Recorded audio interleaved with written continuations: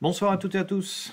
On se retrouve ce soir pour une nouvelle émission de Le Roi de l'Histoire. Ce soir, nous allons parler, comme je vous l'ai annoncé, donc de l'histoire de la Yougoslavie. Alors pourquoi l'histoire de la Yougoslavie? Eh bien parce que la Yougoslavie, c'est un pays qu'un certain nombre d'entre vous peut-être ont un peu oublié.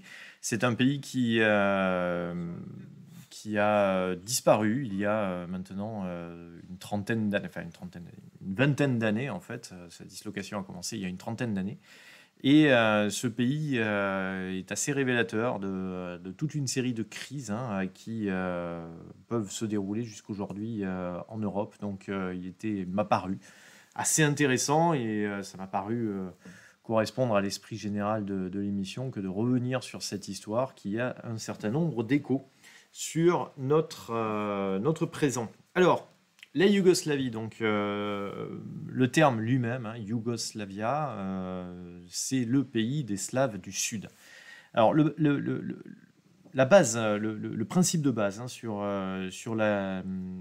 cette histoire de la Yougoslavie, alors je vais passer en mode diaporama, ce sera mieux quand même. Voilà. Voilà. On y verra mieux. Donc, le principe de base, c'est une idée, en fait, une idée qui s'est forgée au Moyen Âge, assez tôt. C'est l'idée de rassemblement des Slaves dans un même pays. C'est ce qu'on appelait le panslavisme. On a eu, en fait, des doctrines similaires dans d'autres peuples. Il y a eu le pangermanisme, bien sûr, qui a été assez présent dans l'histoire de l'Europe également. Donc l'idée, c'est de rassembler tous les peuples qui se rattachent à l'ethnie slave et qu'on retrouve ici à travers... Alors qu'est-ce qui va définir justement ce peuple slave? Ce sont les langues qui se rattachent donc à un groupe slave. Donc vous voyez assez clairement donc, la Russie, la Pologne, l'Ukraine, la Biélorussie, la République tchèque, etc. Et puis on voit qu'il y a un groupe du Sud autour donc des États actuels de Slovénie, Croatie, Bosnie, Serbie, Bulgarie. Voilà, deux groupes en fait plutôt dans l'esprit de l'époque, plutôt d'ailleurs trois groupes. Trois groupes qui sont représentés ici sur le drapeau panslave, avec les bleus qui sont les Slaves de l'Est, les orientaux, les Russes notamment, les blancs, les Slaves de l'Ouest, la Pologne, les Tchèques, etc. Et le rouge pour les Slaves du Sud. Alors l'idée panslave, on va voir qu'elle est à l'origine de la Yougoslavie, mais l'idée panslave, c'est une idée qui reste encore présente aujourd'hui. On va la retrouver essentiellement dans les milieux nationalistes russes. Et d'ailleurs, les Russes ont, depuis une quinzaine d'années, organisé, et même ça a eu lieu il y a 5-6 ans, des manœuvres, des manœuvres militaires avec des Biélorusses et j'ai un doute sur le troisième pays, la Slovaquie, pardon. Non, pardon, pas du tout la Slovaquie, mais bon, bref, ils ont organisé, excusez-moi, la Serbie. Ils ont organisé donc des manœuvres militaires avec les Biélorusses et les Serbes, en appelant ces manœuvres, en les plaçant sous l'appellation de fraternité panslave. Donc l'idée panslave, elle reste assez présente. Alors, cette idée panslave, elle va recevoir un assez bon accueil, notamment dans le sud, dans les Balkans. Alors les Balkans, c'est cette région que vous avez ici, la Grèce, le nord de la Grèce, et puis là, cette multitude d'États, bon là c'est une carte actuelle, qui vont là, de la côte dalmate, ça c'est la côte, ce qu'on appelle la côte dalmate, donc jusqu'à la Bulgarie. Donc ça c'est l'ensemble qu'on appelle les Balkans, c'est le sud-est européen qui a été très animé, on va dire, au XIXe siècle et au début du XXe siècle, avec de nombreuses rivalités. Il faut bien avoir en tête que dans cette région cohabitent des cultures différentes, des peuplades différentes, des langues, des écritures différentes même.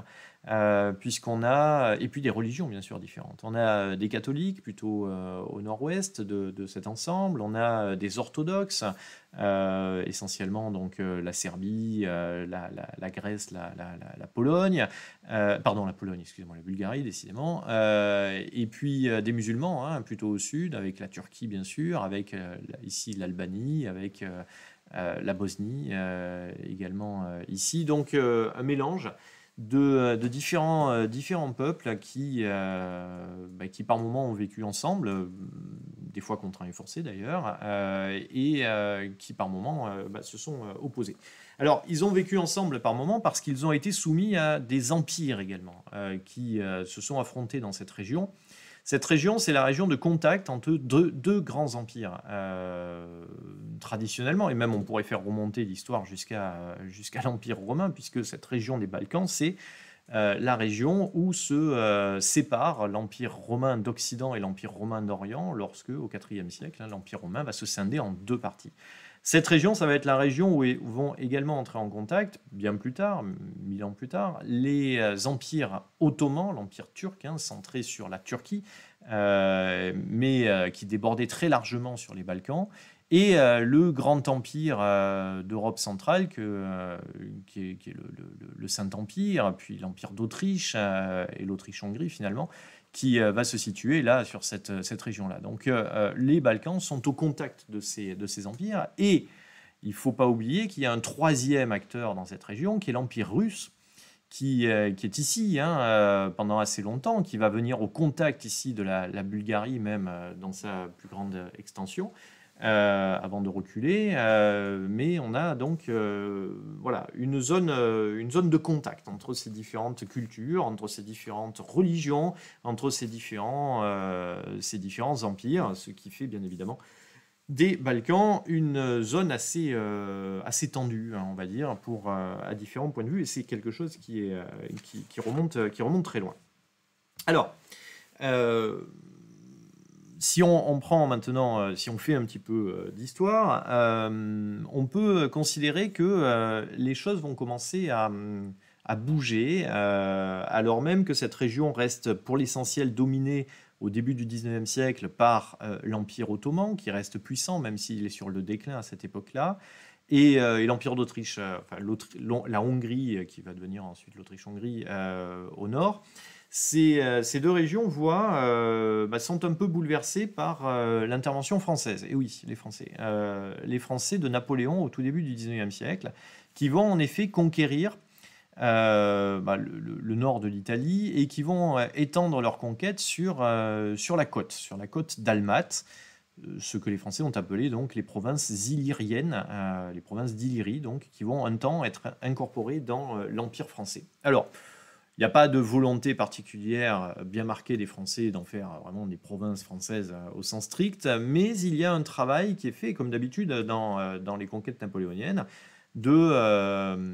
d'accompagnement de cette conquête, de toute une série de mesures, le code civil qui va être apporté, et puis un travail qui est plus intéressant d'unification des peuples qu'on retrouve dans cette région, essentiellement autour d'un dialecte qui va devenir, je ne vais pas rentrer trop dans les détails, mais qui va devenir la langue serbo-croate, hein. C'est un des dialectes qui était parlé dans cette région-là, mais qui va s'imposer à ce moment-là, notamment sous l'égide française. Bon, évidemment, l'empire de Napoléon s'écroule, on le sait, au début des années 1810, et les Ottomans et les Austro-Hongrois remettent la main sur cette région. Mais les Français ont clairement titillé, on va dire, la verve nationaliste, hein, l'envie nationaliste d'un certain nombre de ces peuples. Alors on va les passer rapidement en revue pour voir un petit peu comment ça bouge dans ce 19e siècle. Les premiers, sans doute, à bouger sont les Serbes. Donc la Serbie, si je reprends la carte, elle est ici. Donc c'est ici. La taille de la Serbie a pu évoluer un petit peu. Donc les Serbes sont orthodoxes.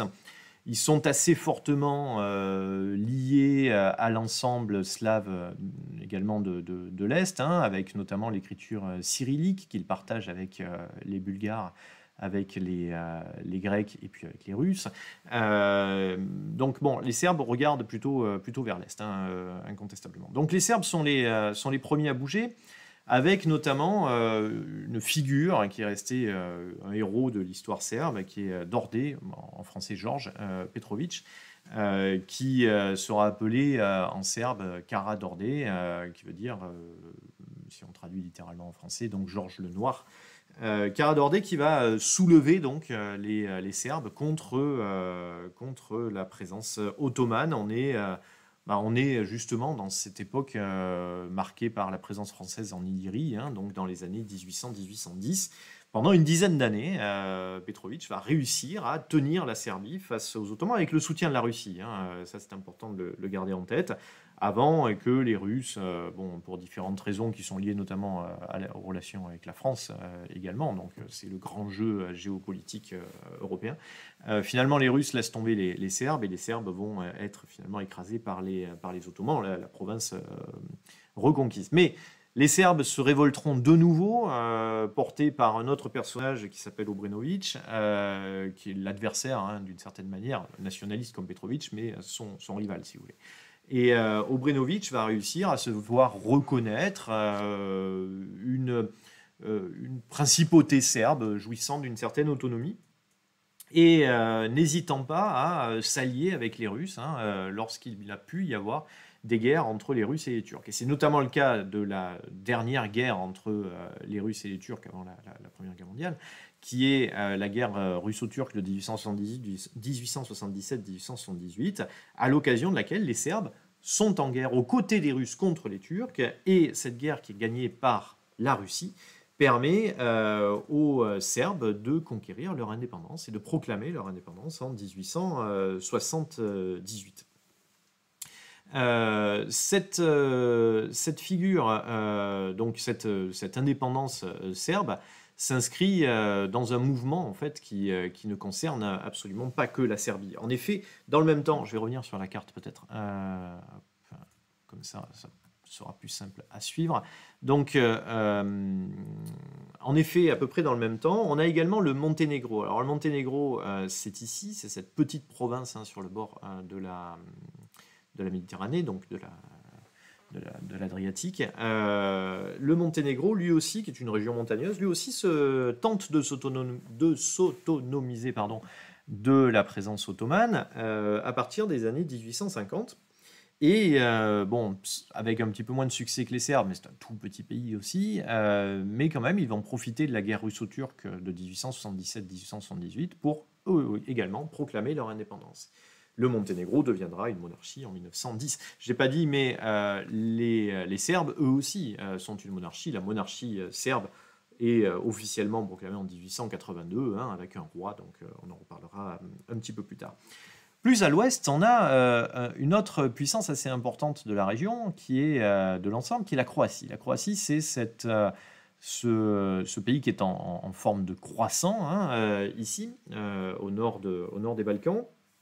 La Croatie, elle aussi, voit un mouvement nationaliste se développer dans les années 1830. Alors cette fois-ci, c'est pas tourné contre les Turcs, les Ottomans, mais c'est tourné contre les Autrichiens plutôt. Enfin, les Autrichiens et les Hongrois. Ce mouvement, donc, qui à la base est un mouvement culturel avant tout, hein, nationaliste autour de la langue, de la protection de la langue, va devenir un mouvement politique dans les années 1840. Et déboucher à partir des années 1860 hein, sur véritablement un nationalisme qui aspire à voir reconnaître de plus en plus d'autonomie pour la Croatie, et pas en fait que pour la Croatie. La Croatie va souvent aller de pair avec le pays qui est tout en haut là, la Slovénie actuelle. On parle souvent à cette époque de Croatie-Slavonie, qui est un ensemble, hein, qui aspire à... c'est en fait la partie slave de l'Empire austro-hongrois, si vous voulez, donc qui aspire à de plus en plus d'autonomie. Ici, au milieu, on a la Bosnie. La Bosnie qui est un État, enfin, qui est un ensemble plutôt musulman cette fois-ci. La Bosnie, mais qui est très complexe, on y reviendra, hein, puisqu'il y a aussi des Serbes et des Croates dans cette région. Donc Les Croates sont plutôt catholiques, les Serbes plutôt orthodoxes. Bon bref, il y a beaucoup de monde qui n'a pas forcément, qui ont des liens qui sont un petit peu complexes, on va dire. Les Bosniaques se sont soulevés également contre les Turcs à plusieurs reprises au début du 19e siècle, mais c'est surtout à partir de 1875 que les Serbes et les Croates de Bosnie se révoltent contre les Ottomans. Les Ottomans qui sont liés aux musulmans de Bosnie. Donc déjà, vous voyez, c'est assez complexe la Bosnie. Donc les Serbes, les Croates de Bosnie d'un côté face aux musulmans de Bosnie alliés aux Turcs de l'autre côté. Il y a beaucoup de tensions à cette époque-là. Et puis là aussi, un rôle important de la guerre russo-turque, 1877-1878, je vous rappelle, qui permet cette fois-ci à l'Autriche-Hongrie de s'agrandir et de mettre la main sur la Bosnie en profitant de la paix. L'Autriche-Hongrie, en effet, s'empare de la Bosnie en 1878, ce qui est assez mal vécu par les Serbes de Bosnie, mieux vécu par les Croates, parce que pour les Croates, c'est le moyen de se réunifier, si vous voulez, avec les Croates qui étaient déjà dans l'Empire austro-hongrois. Donc, vous voyez, on a fait cause commune contre les Turcs, mais maintenant que les Autrichiens sont là, eh bien, c'est moins clair, si vous voulez. Les Croates ne sont pas en guerre ouverte contre les Autrichiens. Ils aspirent à plus d'autonomie, mais ils ne sont pas en guerre ouverte contre les Autrichiens. Bon, j'espère que vous suivez toujours, parce que déjà, c'est compliqué. Et puis, le dernier petit morceau qu'on va voir, c'est la Macédoine. La Macédoine, c'est cette région qui est ici, donc coincée entre l'Albanie. Alors, l'Albanie ne fait pas partie de l'ensemble yougoslave, et la Grèce. Donc la Macédoine, alors elle est revendiquée généralement par la Bulgarie, le grand pays qui est ici. Donc les Bulgares revendiquent la Macédoine, mais pas que, puisque les Grecs aussi revendiquent la Macédoine. Si vous connaissez un petit peu l'histoire grecque, la Macédoine, ça doit vous rappeler vaguement quelque chose, puisque la Macédoine, c'était le royaume de Philippe de Macédoine et surtout d'Alexandre le Grand à la base. Donc le grand conquérant grec, en fait, il était macédonien. Alors, Alexandre, il était plutôt originaire de cette partie-là, qui est la Macédoine grecque, mais les Grecs considèrent que la Macédoine fait partie de leur ensemble culturel, qui pourrait être discuté, bien évidemment. Et puis les Serbes aussi considèrent que les Macédoniens, c'est des Slaves, donc ils ont vocation également à être intégrés dans le grand ensemble serbe. Alors bon, les Macédoniens ne vont pas réussir à se détacher de la tutelle ottomane, et il faudra attendre donc 1914 pour que les choses bougent un petit peu. Alors 1914, on l'attend bien sûr, la guerre, mais on n'y est pas tout de suite. En effet, avant 1914, on a eu dans les années 1911, 1912, 1913 plusieurs guerres qui ont animé la région entre les Ottomans et puis les différentes puissances qui étaient déjà indépendantes, la Serbie, la Bulgarie, la Grèce, qui vont s'affronter dans plusieurs guerres balkaniques. Je ne vais pas rentrer dans le détail, c'est un petit peu complexe, mais toujours est-il que ce sont des guerres qui chauffent à blanc les nationalismes dans cette région et qui vont favoriser l'explosion qui va intervenir ensuite. Alors, ensuite, que se passe-t-il ? Eh bien, avant de voir justement ce qui se passe ensuite, il faut nous arrêter un instant sur la réflexion doctrinale qui accompagne tout ce que je viens de dire, qui accompagne ces conflits, ces indépendances qui interviennent tour à tour. Sur cette question de réflexion idéologique, on va dire, on peut citer deux personnages qui ont leur importance. C'est Ilia Garašanin, qui est appelé dans la région le Bismarck serbe, qui était en fait le président du Conseil, donc en gros le Premier ministre du prince, parce qu'il n'était pas encore roi de Serbie, donc un peu avant l'indépendance serbe, et qui était également un historien, donc il connaissait très bien l'histoire de son pays. Et Garašanin, enfin, avant de devenir président du Conseil, écrit dans les années 1840 un programme confidentiel dans lequel il envisage l'unification des Slaves des Balkans dans une grande Serbie. Il y a cette idée d'une grande Serbie. La Serbie est le plus puissant des pays de la région, donc elle a vocation à réunir tous les Slaves du Sud donc, sous sa bannière. Ce qui est d'ailleurs un vieux souvenir d'un projet médiéval de cette unification d'une grande Serbie. Un petit peu plus tard, en 1860, on a un Croate cette fois-ci, qui est un évêque à la base, qui va devenir un parlementaire croate, qui s'appelle Strossmayer, qui emploie en 1860 vraisemblablement pour la première fois un terme que l'on a déjà entendu ce soir, qui est le terme de Yougoslavie. Yougoslavie pour renvoyer à l'idée d'un rassemblement politique de tous les Slaves du Sud. Donc cette idée yougoslave fait son chemin, cette idée d'unification des Slaves contre les empires, débarrassés de l'emprise turque et autrichienne, de l'autre côté, donc fait son chemin.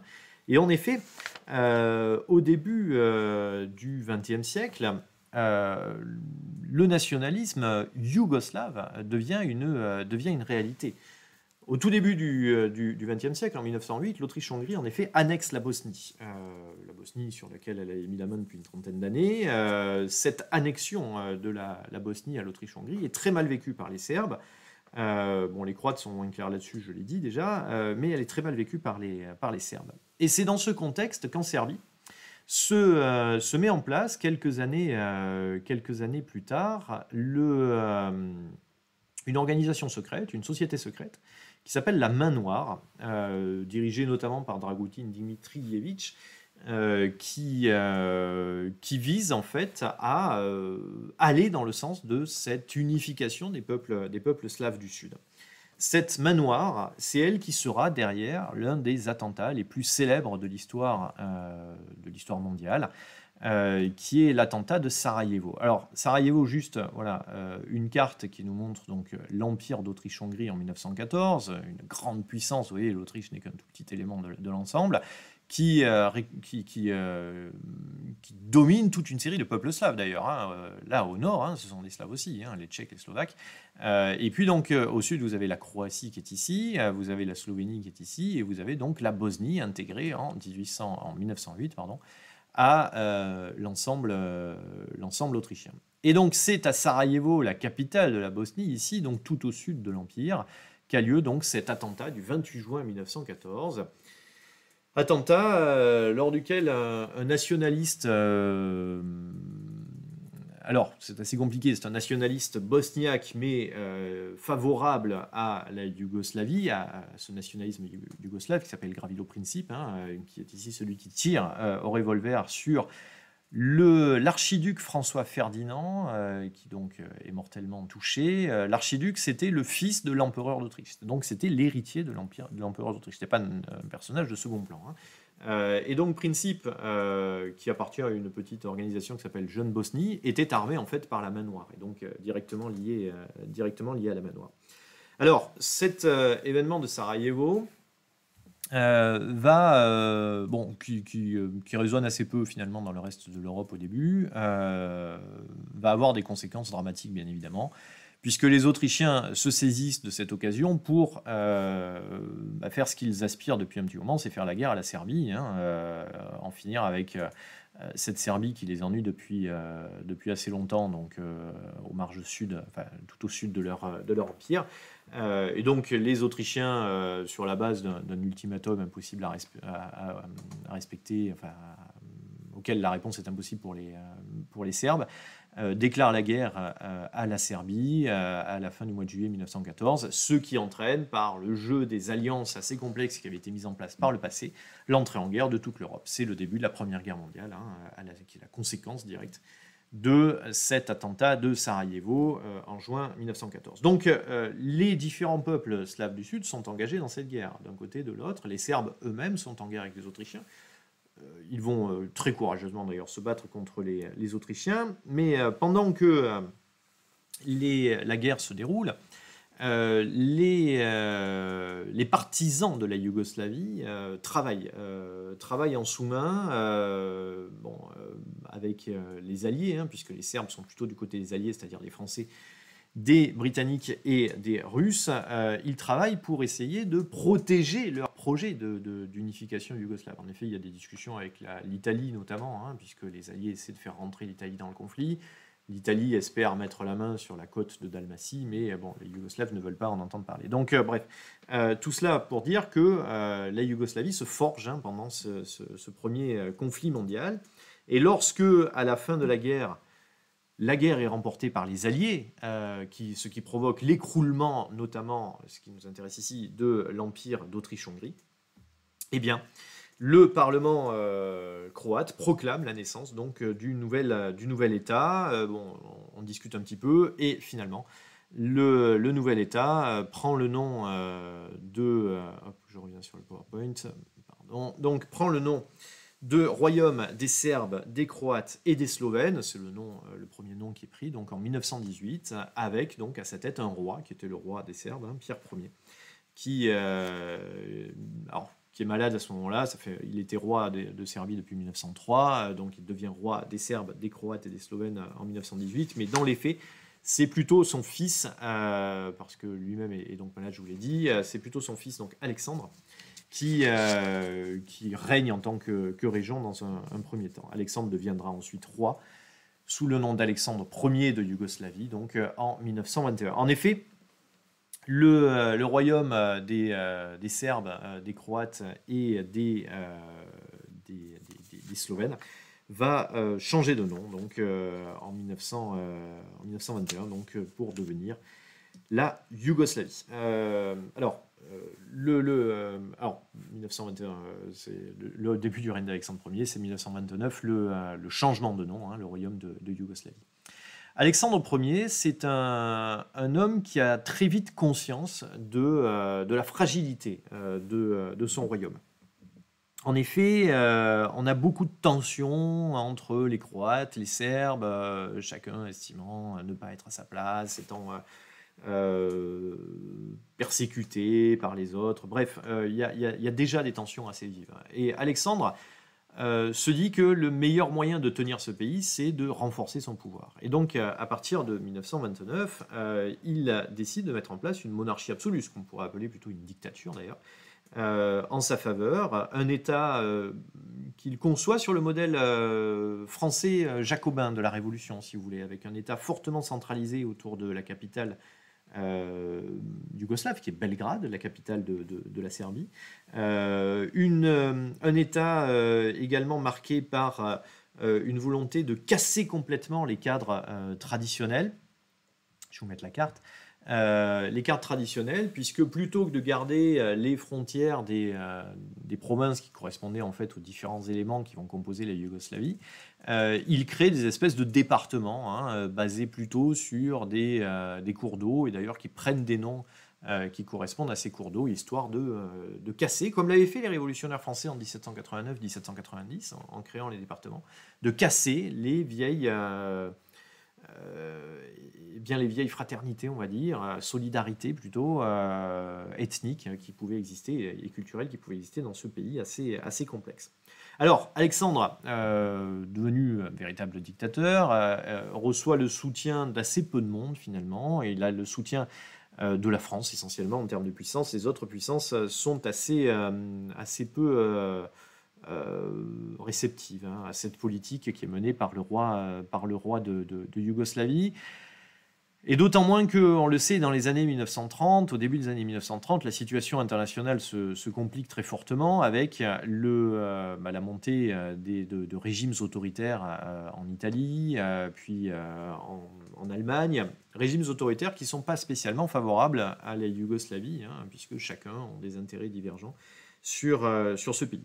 Donc Alexandre est un peu seul, si vous voulez, avec son allié français. Et c'est d'ailleurs en France qu'il va se rendre en 1934, à Marseille précisément. Et à Marseille, il va être victime à son tour d'un attentat. Il est en effet tué par un nationaliste macédonien, donc à l'occasion de ce voyage officiel en 1934. Il laisse son pouvoir à son fils, Alexandre II, Pierre II, qui n'est âgé que de 11 ans, ce qui fait qu'une régence se met en place, une régence qui va être assumée par le frère du défunt roi, donc Paul de Yougoslavie. Alors, le régent Paul va se retrouver très vite à devoir gérer la situation très fragile de son État face à des voisins puissants et dangereux. L'Allemagne au nord, puisque... Vous le savez, en 1938, l'Allemagne va annexer l'Autriche, et donc l'Allemagne nazie se retrouve voisin de la Yougoslavie. Et puis l'Italie également. Et chacun a des ambitions assez fortes vers le sud. L'Italie notamment a des ambitions coloniales vers l'Autriche, vers l'Albanie, vers la Grèce également. Donc pour la Yougoslavie, c'est une situation extrêmement dangereuse. Les Allemands souhaitent que les Yougoslaves leur laissent le passage à travers leur territoire. Les Yougoslaves ne sont pas très favorables. Mais bon, Paul se rend compte qu'il n'a pas vraiment beaucoup de marge de manœuvre pour négocier. Et au début de l'année 1941, il est contraint de signer un traité avec les Italiens et les Allemands. Bon, c'est pas une alliance, la guerre a commencé, la Yougoslavie n'a pas envie d'entrer en guerre, mais en gros, ça place les Yougoslaves plutôt dans le camp de ce qu'on appelle l'Axe, l'axe entre l'Allemagne et l'Italie. Cette signature du traité de 1941 est très mal vécue, notamment en Serbie, et d'ailleurs ça entraîne un coup d'État de l'armée serbe contre Paul, qui est donc renversé quelques jours après la signature du traité, et à la suite donc, de ce coup d'État, c'est Pierre II qui est censé devenir le roi. Mais bon, Pierre II ne va pas avoir le temps de s'installer sur le trône, puisque Adolf Hitler accepte très mal ce coup d'État. Il décide à ce moment-là d'envahir la Yougoslavie, ce qui lui permet en plus de venir en aide à son allié italien qui est embourbé dans la conquête de la Grèce. Et donc la Yougoslavie maintenant est placée donc, sous le contrôle de l'Allemagne. Alors, on retrouve dans cette occupation allemande la complexité de la situation yougoslave. En effet, tous les Yougoslaves ne sont pas d'accord sur les rapports à entretenir avec les occupants.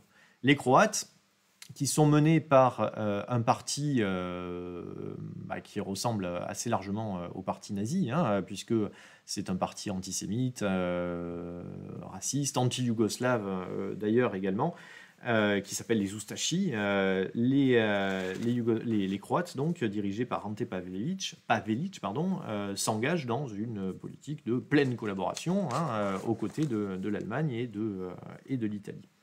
La Serbie, de son côté, n'est pas dans cette logique-là, a plutôt tendance à résister et donc se retrouve occupée et dirigée par un gouvernement totalement à la solde de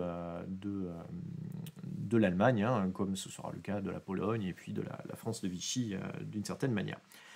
Mais dans le même temps s'organise une résistance assez féroce, principalement incarnée par un Serbe qui est Draža Mihailović, à la tête de ceux qu'on appelle les Tchetniks, qui sont donc les résistants yougoslaves, qui profitent du territoire yougoslave, qui, je ne l'ai pas dit, est un territoire très montagneux, donc des maquis assez faciles à organiser, pour harceler les Allemands. Mihailović, qui est l'homme des alliés, si vous voulez, c'est-à-dire des Britanniques, des Américains, puis les autres puissances qui vont aller aux côtés des Alliés. Mihailović n'arrive pas à fédérer toutes les forces de la résistance. Il a en effet un rival qui est le chef des partisans socialistes, donc les communistes, dirigés par Josip Broz. Broz, qui était déjà un activiste socialiste avant la Seconde Guerre mondiale, et dans ses activités militantes, on va dire, avant la guerre, avait reçu le surnom de Tito, et c'est sous le surnom de Tito qu'il va être essentiellement connu. Donc Mihailović, Tito sont face à face. La Yougoslavie sera véritablement libérée par l'armée rouge, et du coup, évidemment, cette arrivée des Russes, des Soviétiques, permet à Tito de s'imposer comme le véritable maître du pays. Mihailović est mis de côté. Et donc, au sortir de la Seconde Guerre mondiale, c'est Josip Broz, donc Tito, qui est le maître incontesté du pays. À un moment, les Alliés essaient de faire en sorte qu'on puisse rétablir la monarchie. Tito évacue rapidement la question et met en place une république, ce qu'il appelle à cette époque une république fédérative populaire de Yougoslavie, communiste, dans laquelle d'ailleurs on va interdire les opposants, les églises notamment, les nationalistes de tout genre. Tito aligne à la sortie de la guerre sa politique sur l'Union soviétique, le grand vainqueur, sur Staline, immédiatement.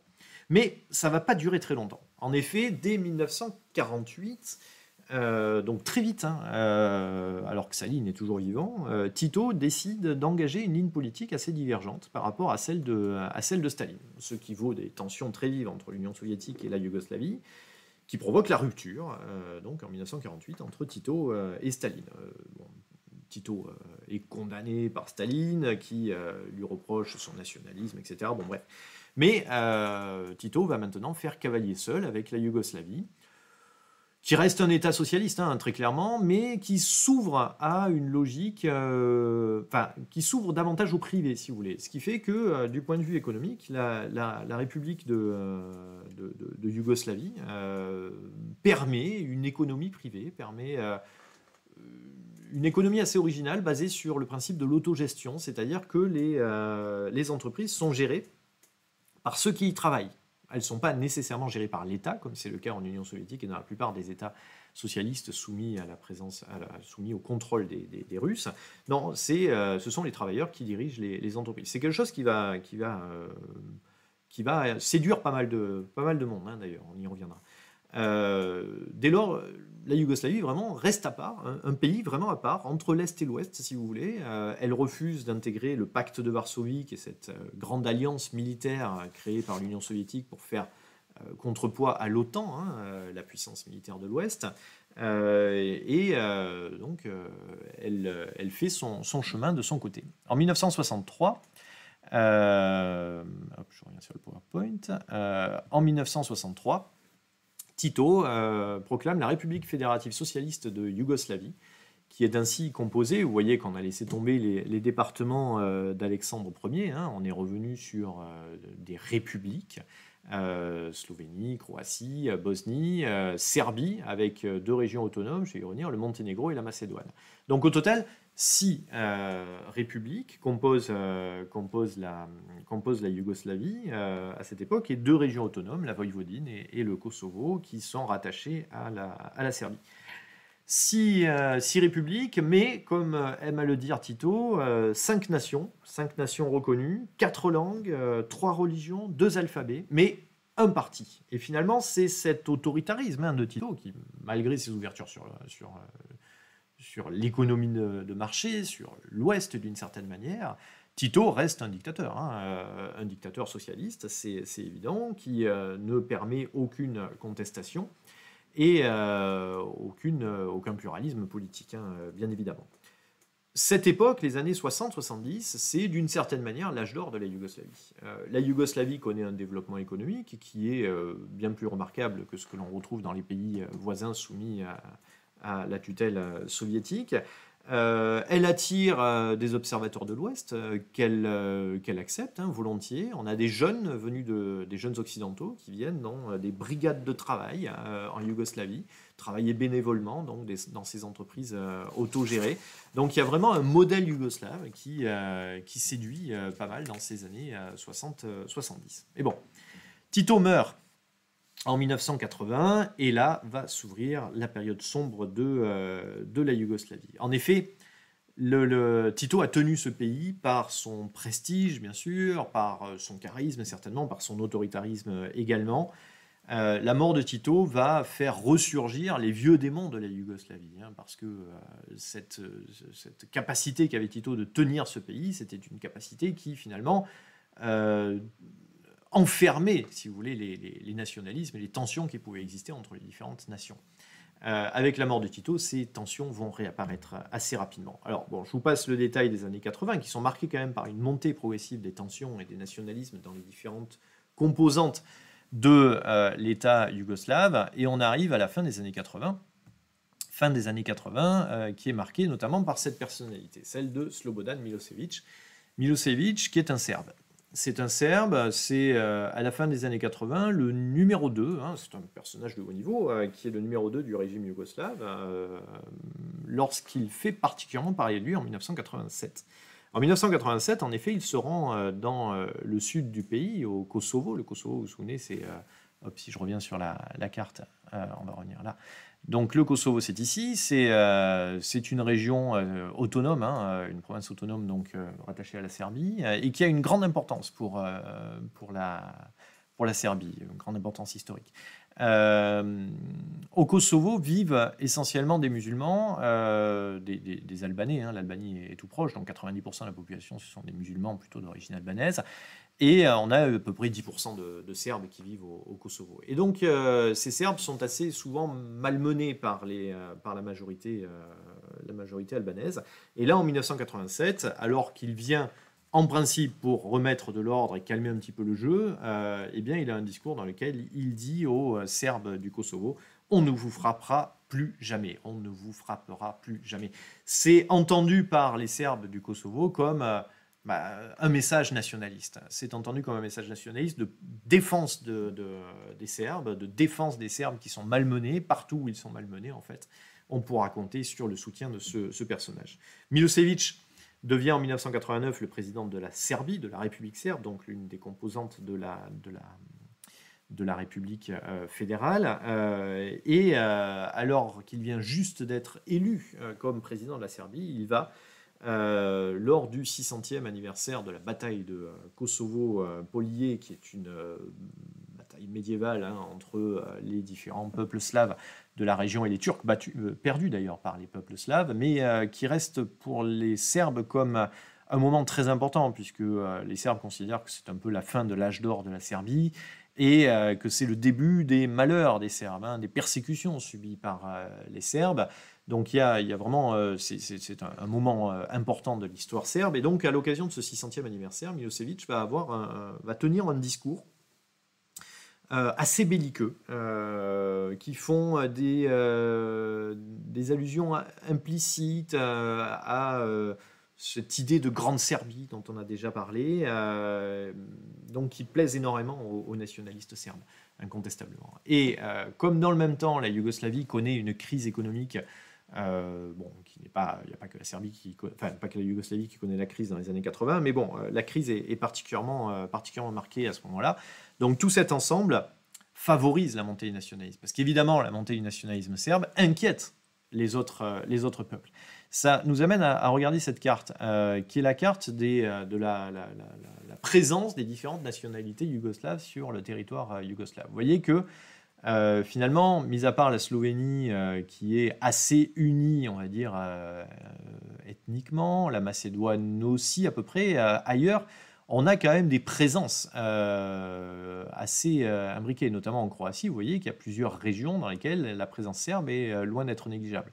Mais le pire, c'est la Bosnie, très clairement, où on a en vert donc les musulmans bosniaques, en rose les Croates catholiques, en jaune les Serbes orthodoxes. Donc on a des nationalités qui sont assez largement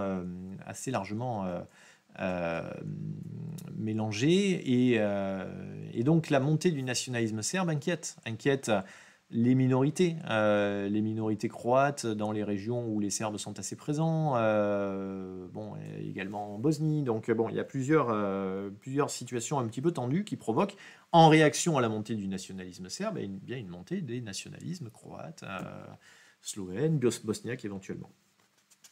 Donc évidemment, en cette fin des années 80, on sent que les choses peuvent assez vite mal tourner. Et comme en plus le Parlement yougoslave décide au début de l'année 1990 de modifier la constitution pour permettre des élections libres, eh bien, on va voir cette évolution des forces politiques jouer au moment des élections qui ont lieu dans la plupart des républiques au cours de l'année 1990. Alors, mis à part la Serbie où le Parti communiste, le parti de Slobodan Milosevic, remporte les élections, dans les autres républiques, ce sont les nationalistes qui l'emportent. Des nationalistes qui ont immédiatement un discours indépendantiste. Le point de départ va venir du nord, de la Slovénie, si on revient sur la carte, que je récupère le PowerPoint. Non, pardon, c'est celle-là. C'est au nord que les choses vont commencer à mal tourner. Donc la Slovénie, la Croatie. En effet, dès le début de l'année 1991, annoncent qu'elles veulent leur indépendance et demandent à la Yougoslavie donc, de débuter des négociations. Ce que les Serbes ne veulent pas entendre. Du coup, au mois de juin 1991, les Slovènes et les Croates proclament unilatéralement leur indépendance.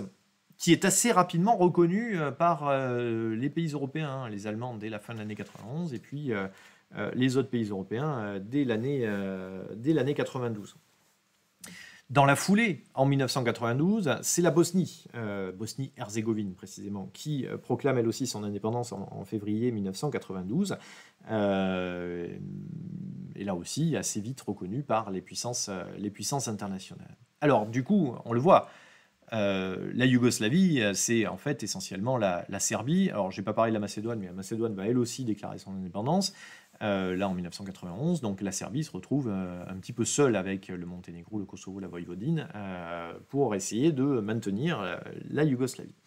Les Serbes vont réagir de manière violente. Ils vont réagir de manière violente. Ils envoient en effet l'armée fédérale yougoslave pour lutter contre ces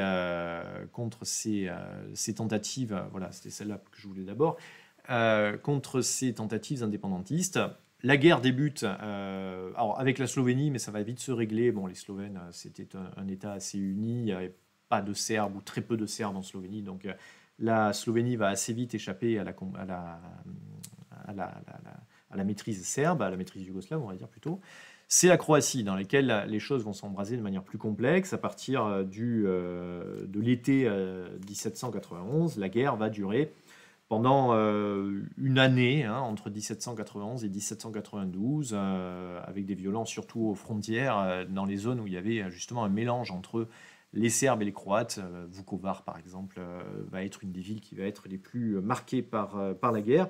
Un cessez-le-feu intervient en 1992 avec une intervention de l'Organisation des Nations Unies, mais la guerre rebondira en 1995 avec une grande offensive croate qui va permettre aux Croates de reconquérir les territoires qui avaient été acquis par les Serbes et finalement d'arriver à la paix en 1995, une paix en faveur des Croates. Hein. La guerre aura fait à peu près 20 000 morts. Mais la guerre la plus dure va se dérouler plus au sud, donc en Bosnie. Les Bosniaques ont déclaré leur indépendance, on l'a dit, en février 1992. Très vite, l'armée yougoslave, donc c'est-à-dire les Serbes, envoient les troupes et la guerre va durer là pendant près de 4 ans, hein, entre 1992 et 1996. Alors c'est une guerre très complexe là pour le coup, puisque vous avez les Bosniaques qui vont être assez souvent alliés, mais ce n'est pas toujours si clair, des Croates de Bosnie, puisque vous vous souvenez la carte que je vous ai montrée tout à l'heure, on va peut-être y revenir d'ailleurs, ce sera plus clair. Hop, c'était celle-là. Donc, vous avez vu hein, que la Bosnie était un pays fortement dans lequel les différents peuples sont assez mélangés. Hein. On a des communautés croates assez fortes là du côté de l'Ouest. La présence serbe est très importante également. Là, vous le voyez, du nord au sud en passant par l'Est. Et donc, vous allez avoir un affrontement entre les Bosniaques, généralement alliés aux Croates de Bosnie, face aux Serbes de Bosnie, soutenus bien sûr par les Serbes et l'armée fédérale yougoslave. La guerre va être épouvantable. Hein. Elle va être épouvantable avec comme moment particulièrement fort le siège de Sarajevo qui va durer plus de 3 ans. C'est le plus long siège connu par une capitale hein, dans l'histoire moderne. Siège épouvantable, bien sûr, pour les populations civiles qui sont bloquées à l'intérieur de cette ville, qui est une cuvette, hein, entourée de montagnes. Donc les Serbes bombardant, envoyant plusieurs centaines d'obus par jour sur la ville. Mais la ville tient bon. On a un autre moment dramatique, c'est le massacre de Srebrenica, où 8000 civils bosniaques vont être massacrés par les miliciens serbes. Puis j'avais mis cette diapo qui est plus symbolique que vraiment importante du point de vue stratégique. C'est la vieille ville de Mostar, dans laquelle le pont, le Stari Most, va être bombardé par les milices serbes. Un pont, évidemment, c'est toujours un lien entre deux rives, hein, et l'écroulement du pont de Mostar en 1993 est évidemment chargé de symbolique. La guerre va se terminer finalement par l'intervention de l'OTAN, l'organisation du traité de l'Atlantique Nord, qui décide finalement d'intervenir contre les Serbes de Bosnie. et qui vont entraîner la conclusion d'accords. Ce sont les accords dont vous avez peut-être entendu parler, les accords de Dayton, qui mettent fin à cette guerre et qui organisent une partition de la Bosnie entre différentes républiques. La Bosnie est une espèce de fédération, donc, avec donc, une protection de la population serbe de Bosnie. Enfin, on essaie d'organiser une coexistence avec, bien sûr, une force internationale qui doit veiller à ce que les choses se passent de manière à peu près correcte. Qu'est-ce qui nous reste? En fait, donc la Macédoine, je vous ai dit, a pris son indépendance également en 1991. Alors, Macédoine, aujourd'hui, on parle de Macédoine du Nord parce que les Macédoniens vont connaître quelques difficultés avec les Grecs, notamment sur l'emploi du nom. Donc, c'est aujourd'hui une république indépendante, bien sûr, qui est la République de Macédoine du Nord. Mais le conflit n'est pas fini pour autant. Puisqu'il reste quand même, si on revient sur la carte, à la Yougoslavie, donc la Voïvodine, la Serbie elle-même, le Monténégro, le Kosovo. C'est au Kosovo que les choses vont rebondir. Là aussi, vous le voyez, on a une forte majorité qui est d'origine albanaise, avec donc une minorité, à peu près 10% de Serbes. Et donc c'est dans ce contexte, là aussi, de coexistence complexe, que la guerre va rebondir en 1998. C'est donc la troisième des guerres yougoslaves, la guerre du Kosovo, 1998-1999, où les Serbes, les milices serbes locales soutenues par l'armée yougoslave, encore une fois, vont attaquer donc l'armée de libération vont attaquer. Les choses sont un petit peu plus complexes, mais vont se battre avec donc l'armée de libération du Kosovo, jusqu'à à nouveau que l'OTAN intervienne et aille bombarder la Serbie jusqu'à Belgrade, où cette fois-ci l'OTAN a pour objectif de faire tomber le gouvernement serbe. Donc face à ces bombardements, les Yougoslaves décident de, là aussi, négocier, et finalement donc un traité est conclu, un traité qui ne débouche pas sur l'indépendance du Kosovo, mais sur une plus forte autonomie, et puis qui va entraîner surtout des déplacements de population massifs. Les Serbes du Kosovo quittent massivement le Kosovo. Le traité ne met pas fin aux tensions, très clairement. Mais il y a une force d'interposition qui s'installe. Alors le Kosovo proclamera son indépendance en 2008. Mais cette indépendance n'est pas reconnue par la communauté, par l'intégralité de la communauté internationale. La Serbie, bien sûr, s'y oppose totalement, mais l'Union européenne ne va pas non plus reconnaître cette indépendance du Kosovo. Donc du coup, vous voyez, il restait finalement pas grand-chose, parce que si on met de côté le Kosovo, qui a un statut international un peu complexe, la Yougoslavie, ça restait la Serbie et le Monténégro. Alors, cette république fédérale de Yougoslavie, qui est composée maintenant de plus de 2 provinces finalement, la Serbie et le Monténégro, va essayer de survivre encore un peu. En 2002, les Serbes et les Monténégrins concluent un accord de coopération future qui prévoit quand même la fin de la Yougoslavie. Et le 3 février 2003, le Parlement fédéral yougoslave décide de dissoudre le pays. Donc la Yougoslavie meurt. Le 2 février 2003, reste une fédération serbo-monténégrine, qui ne va pas vivre très longtemps. En effet, en 2006, cet État éclate à son tour, sans guerre cette fois-ci. Le Monténégro déclare son indépendance qui est très vite reconnue par la communauté internationale, et donc le Monténégro devient un État indépendant. Il ne reste donc plus que la Serbie finalement. La Serbie toute seule, qui est l'héritière, si vous voulez, de cet État des Slaves du Sud, mais qui aura bien vécu. Et donc, évidemment, aujourd'hui, on ne parle plus de Yougoslavie, mais on parle de Serbie. Donc, évidemment, cette guerre de Yougoslavie, ces guerres de Yougoslavie extrêmement violentes, une guerre civile, et comme toutes les guerres civiles, elles sont particulièrement atroces, a débouché sur la mise en place d'un tribunal international. C'est le tribunal pénal international pour l'ex-Yougoslavie, donc qui a été créé en 1993 à La Haye, et qui a poursuivi et condamné toute une série de décideurs politiques et militaires, au premier rang desquels Slobodan Milosevic, qui a été condamné. Bon, il meurt avant la fin de son procès, donc à La Haye, en prison. Mais voilà, cette guerre de Yougoslavie a été incontestablement aussi un événement qui a permis une progression de la justice internationale en lien avec les horreurs de la guerre. Donc voilà, en 2003, en tout cas, sont terminées. La Yougoslavie disparaît. Et donc, qu'est-ce qu'il reste? Ben, aujourd'hui, il reste donc ces États souverains. Donc, si on récapitule, la Slovénie au nord, la Croatie, la Bosnie-Herzégovine, encore un territoire très complexe, le Monténégro, la Macédoine, et donc le Kosovo, qui a ce statut un peu particulier, plus ou moins dans la Serbie. Bon, il reste pas grand-chose, hein. Alors, si on va dans la région, là-bas, il y a évidemment des magasins qui rappellent le passé yougoslave, mais il n'y a pas grand monde pour défendre l'idée d'une renaissance de la Yougoslavie. Cette région est encore plus divisée aujourd'hui par l'histoire actuelle. La Slovénie et la Croatie ont intégré l'Union européenne. La Serbie reste tournée vers la Russie et on l'a dit, n'hésite pas à mener des manœuvres militaires aux côtés de la Russie et de la Biélorussie. Donc voilà, il y a encore une région qui est assez divisée, dans laquelle les tensions restent fortement présentes. Et même si on n'en parle pas beaucoup à l'heure actuelle, au Kosovo, mais aussi en Bosnie, il y a très souvent des tensions.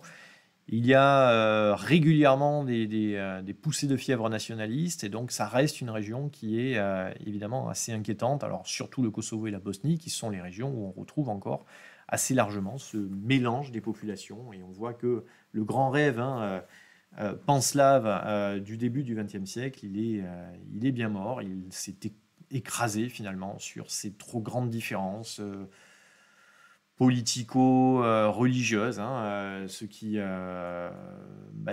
qui montre que l'ère des grands ensembles fédéraux, il est assez largement révolu aujourd'hui, même si, on le sait, on a certains décideurs politiques qui essaient justement de reconstituer ce grand rêve. Mais bon, là, pour parler de l'actualité la plus récente, bien sûr, la Russie et l'Ukraine, ce que l'on constate, c'est plutôt le rêve d'une grande Russie dans laquelle on retrouverait tous les peuples russes qui seraient réunis sous le drapeau russe. Ce qui avait été finalement le projet non pas panslave lui-même, puisqu'on l'a dit, les Slaves c'est un petit peu plus complexe, mais quand on regarde le comportement stratégique de l'armée yougoslave pendant les guerres de Yougoslavie, ce qu'on constate, c'est que Slobodan Milosevic a surtout essayé de faire en sorte que les différents peuples serbes de Croatie, de Bosnie ou du Kosovo soient réunis dans une grande Serbie. Et donc ce rêve de ces grands États qui réunissent tous les peuples de la même langue, de la même culture, c'est quelque chose qui revient malheureusement fortement dans l'actualité ces dernières années, et on ne peut qu'en être bien sûr assez inquiet. Alors pour finir, pas forcément sur une touche très positive, des éléments pour aller un petit peu plus loin, et je sais que assez souvent vous aimez bien avoir des éléments on va dire audiovisuels. Donc je peux vous conseiller une série d'émissions qui peuvent être écoutées en podcast de France Culture qui sont passées le mois dernier, puisque bon, les idées de Le Roi de l'Histoire, c'est pas des idées toujours très originales. Donc France Culture aussi a fait une série d'émissions sur la Yougoslavie. Ça s'appelle La Yougoslavie, une guerre au cœur de l'Europe, en 4 épisodes, qui revient sur l'histoire yougoslave notamment. On a également un documentaire qui est un petit peu plus ancien d'Arte qui s'appelle Yougoslavie de l'autre côté du miroir, et qui est en 2 épisodes et que vous pouvez consulter sur YouTube. Donc je mettrai les références sur Facebook. Et puis il y a eu pas mal de films qui ont été faits, alors pas tant sur l'histoire de la Yougoslavie, mais sur la guerre en Yougoslavie. Je peux en recommander 2. Il y a un film d'Eli Chouraki qui s'appelle Harrison Flowers. Donc là, c'est sur la guerre en Yougoslavie. Un film, c'est pas très très rose comme film, je vous préviens, mais c'est un beau film. Et puis il y a un film qui est très original, et puis là qui peut finalement être celui qu'on peut considérer comme étant qui colle le plus finalement à l'émission de ce soir. C'est un film du très grand réalisateur serbe Emir Kusturica, qui, au-delà d'être serbe, je pense, c'est dans son esprit, bon, je m'aventure peut-être un petit peu, assez yougoslave finalement, et donc il a réalisé un film qui avait eu la Palme d'Or à Cannes, qui s'appelle Underground. Il me semble que c'est de 1993. donc la guerre, etc. Mais c'est un film qui retrace l'histoire de la Yougoslavie, alors pas depuis les origines de la Yougoslavie, mais depuis la guerre, la Seconde Guerre mondiale. C'est un film qui, en plus, et ça permet de finir sur une touche un petit peu plus gaie, est un film très gai, comme savait le faire Kusturica, avec beaucoup de musique, avec beaucoup de gaieté, malgré un fond qui est quand même assez lourd, on va dire. Voilà, on arrive au bout de cette émission, la 10e de la saison. Je vous remercie de l'avoir suivi. J'espère que ça vous aura rappelé 2-3 petites choses sur ce pays un peu oublié aujourd'hui, qui paraît très très loin de nous aujourd'hui, et pourtant qui est assez important pour comprendre ce qui se passe dans cette belle région des Balkans. Donc merci d'avoir suivi. On se retrouve dans 2 semaines pour une émission avec une invitée. Nous parlerons d'un sujet qui est encore d'actualité. J'espère qu'il va l'être de moins en moins. Nous ferons une histoire de la vaccination. Je vous souhaite une excellente soirée et je vous dis donc dans 15 jours pour une prochaine émission de Le Roi de l'Histoire. Bonsoir à tous, à très vite.